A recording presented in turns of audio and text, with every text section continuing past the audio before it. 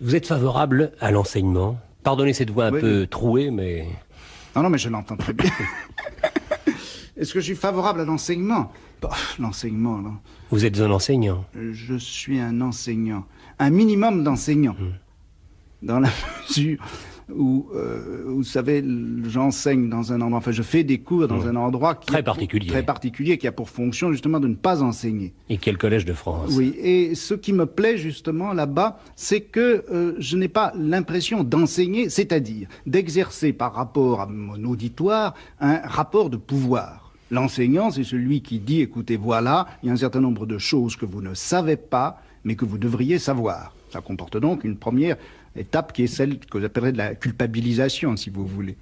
Bon, deuxièmement, ces choses que vous devez savoir, moi je les sais et je vais vous les apprendre. Et c'est le stade de l'obligation. Et puis, quand je vous les aurai enseignés, il faudra que vous les sachiez et je vérifierai si vous les savez. Vérification. Enfin bon, toute une série de rapports de pouvoir qui sont mêlés à l'enseignement. Là, vous comprenez, au Collège de France, les cours sont libres, c'est-à-dire que viennent les écouter les gens qui veulent. N'importe qui. Ça peut être un colonel en retraite, mais ça peut être un lycéen de 14 ans. Si ça l'intéresse, il vient. Si ça l'intéresse pas, il vient pas. De sorte que, finalement, quel est celui qui est examiné? Quel est celui qui est sous le pouvoir de l'autre? Moi, je dirais qu'au Collège de France, c'est celui qui enseigne, qui vient, et puis qui raconte comme ça, finalement, son Il passe travail. un examen, Il passe un examen. C'est son travail, il est payé pour travailler à longueur d'année, et puis 12 fois par an, il vient donner en quelque sorte, dresser le bilan de son travail, le présenter à un auditoire, et puis c'est à l'auditoire de dire ou de montrer s'il est intéressé ou pas. En tout cas, moi, quand je vais faire mes cours au collège, j'ai le trac. J'ai le trac absolument comme quand je passais des examens, parce que j'ai l'impression que, au fond, les gens, le public viennent vérifier mon travail et montrer s'ils sont intéressés ou pas. Et s'ils n'ont pas l'air intéressés, je suis assez triste, vous savez. Michel Foucault, nous n'allons pas faire ici la réforme de l'enseignement. D'abord, nous n'aurions pas le temps. Mais en principe, à l'école, on oblige à apprendre. Et l'école, nous sommes tous d'accord, devrait être une fête. On devrait être content d'y aller, car c'est vraiment le terrain de la curiosité. Il doit y avoir donc des choses essentielles à apprendre. Quelles sont ces choses? En dehors de l'orthographe, de l'arithmétique. Bon, je dirais que la première chose qu'on devrait apprendre, si ça a un sens d'apprendre quelque chose comme ça, c'est que le savoir est tout de même profondément lié au plaisir. Enfin, qu'il y a certainement une façon d'érotiser le savoir, de rendre le savoir hautement agréable, et ça, que l'enseignement ne soit pas capable même de révéler cela, que l'enseignement ait presque pour fonction de montrer combien le savoir est déplaisant, triste, gris, peu érotique.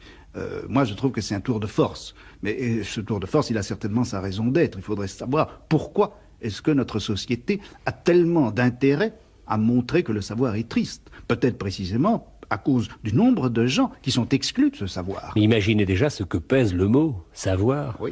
Lorsqu'on dit « savoir », c'est joli, mais lorsqu'on dit « le savoir ». Oui, c'est ça. Le besoin de connaître, c'est déjà... Les savoirs. Mais moi, je pense, n'est-ce pas, imaginez que les gens aient une frénésie de savoir, comme ils ont une frénésie de faire l'amour. Eh bien, vous imaginez le nombre de gens qui se bousculeraient à la porte des écoles? Ben, ça serait le désastre social total.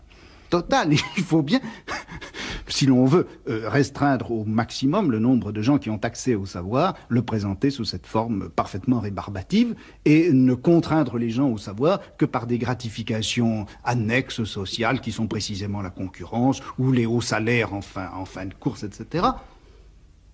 Mais je crois qu'il y a un plaisir intrinsèque au savoir, une libido sciendie, comme disent les gens savants. Donc je ne suis pas. À votre avis, Michel Foucault, quelle est la responsabilité des parents dans justement cette juste connaissance des enfants? Alors, la responsabilité... Attendez, je ne vois pas très bien... Les parents ont une responsabilité dans le savoir de leurs enfants. Oui. Comment doivent-ils les aider? Car il y a et les parents et les enseignants. Oui.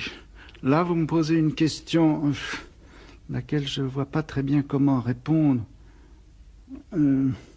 Moi, je crois que les parents donnent en effet aux enfants une véritable angoisse devant le savoir, par l'intérêt même qu'ils portent au savoir de leurs enfants. Car dans ce savoir des enfants, ils y mettent leur propre gloire à eux, bien sûr, ils y mettent leur sacrifice, ils y mettent leur propre projet d'avenir, ils y mettent leur revanche également. Enfin, je crois que la pression que les parents exercent sur les enfants pour qu'ils sachent, cette pression est très très chargée d'angoisse. Et les enfants éprouvent en général cette angoisse. Les enfants perçoivent de façon générale très très rapidement l'angoisse des adultes. C'est la chose sans doute qu'ils déchiffrent le mieux. Et je crois que ça pèse négativement d'une façon très très lourde. Il faut une sanction tout de même, et cette sanction c'est le diplôme. Et comment faire autrement? Bon, vous savez, le diplôme, ça sert simplement à constituer une espèce de valeur marchande du savoir.